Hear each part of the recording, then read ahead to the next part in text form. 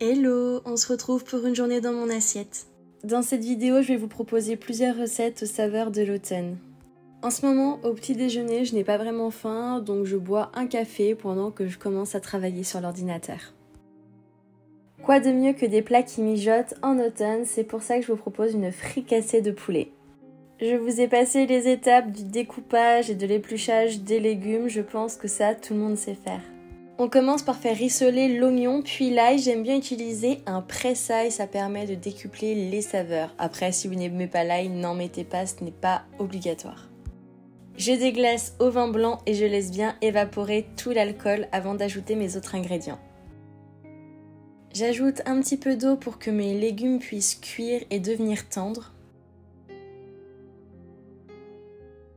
Et ensuite je m'attaque à la sauce, donc j'ajoute un petit peu de beurre, je rajoute de l'eau et ensuite de la maïzena. Vous pouvez opter pour la farine, mais c'est vrai que j'avais de la maïzena sous la main et je sais que ça fait bien épaissir. Donc c'est pour ça que j'ai mis ça. Et ensuite vous dosez, vous rajoutez de l'eau si vous voyez que la consistance est trop épaisse. Sachez que c'est la chaleur qui va venir faire épaissir le mélange d'eau, de beurre et de maïzena, donc veillez à bien mélanger. Vous venez ensuite ajouter les autres ingrédients, c'est-à-dire vos morceaux de poulet et vos petits pois surgelés. Vous assaisonnez avec ce que vous souhaitez. J'ai mis du sel, du poivre, du persil, un bouillon de légumes aussi pour donner un petit peu de saveur. Je ne vous donne pas de temps de cuisson exact parce que ça va dépendre à quel moment vous ajoutez votre poulet et comment cuisent vos légumes. Et pour accompagner ce plat, j'ai préparé du riz complet. Je ne fais pas tous les jours des desserts, mais ce jour-là, mes parents étaient invités à venir manger à la maison et c'est pour ça que j'ai réalisé ce crumble pomme banane. Pour ce crumble, je commence par venir éplucher puis couper mes pommes en petits morceaux pour les faire revenir dans une casserole avec un petit peu de sucre complet et de vanille. Et de l'autre côté, je coupe mes bananes en fines rondelles. Plus vous coupez en petits morceaux vos pommes, plus ces morceaux cuiront vite et plus ils seront tendres dans votre crumble.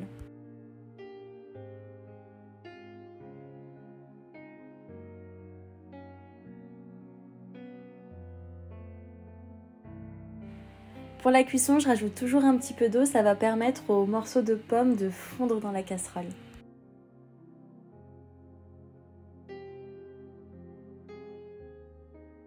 Je rajoute un petit peu de cannelle parce que pour moi, l'automne est égal à cannelle.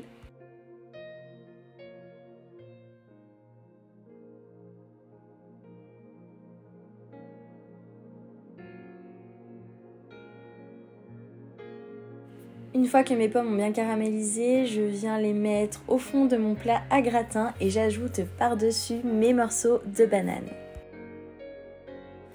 Alors là, j'ai essayé de faire quelque chose d'assez esthétique parce qu'on avait des invités à la maison, mais je peux vous dire que si je réalise un crumble comme ça sur un coup de tête, ce n'est pas aussi organisé.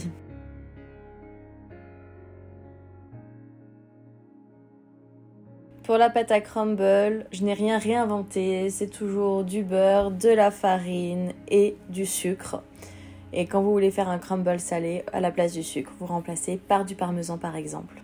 Normalement, je mélange toujours avec les mains, mais là je me suis dit, allez, je teste à la fourchette. Alors oui, c'est un petit peu plus long parce qu'il n'y a pas la chaleur des mains qui fait fondre le beurre, mais ça a très bien fonctionné, donc la prochaine fois, je réutiliserai la même technique.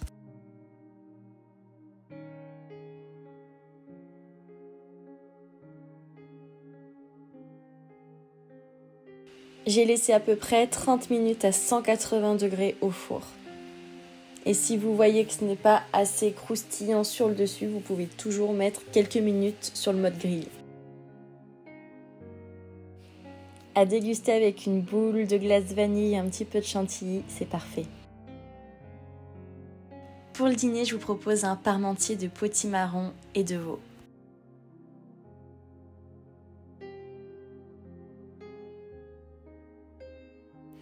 Je viens couper en tranches et ensuite enlever la peau de mon potimarron pour pouvoir le couper en morceaux et le faire cuire à la vapeur.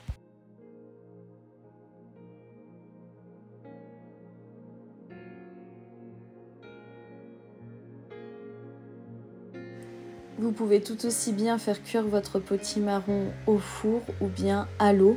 Ça, c'est vous qui choisissez. Moi, j'ai privilégié d'utiliser le robot. Comme ça, ensuite, je mixe pour en faire une purée. J'épluche 2 oignons que je viens couper très finement.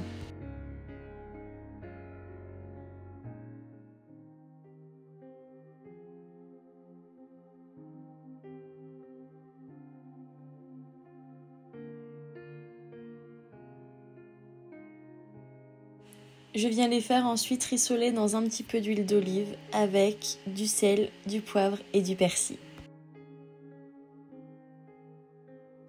J'ajoute ensuite le veau que j'ai acheté chez mon boucher et d'ailleurs je lui ai demandé de me le hacher pour que ce soit plus simple pour cuisiner. J'assaisonne mon veau et je viens l'arroser car c'est une viande qui sèche très rapidement si on ne l'arrose pas de temps en temps. Une fois mon potimarron cuit, je vais venir le mixer pour en faire une purée.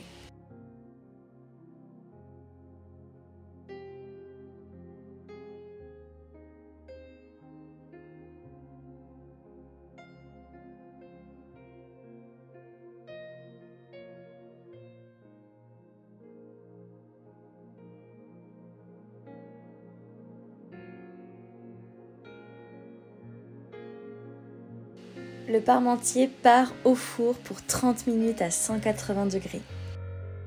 C'est un plat réconfortant et familial, parfait pour cette saison.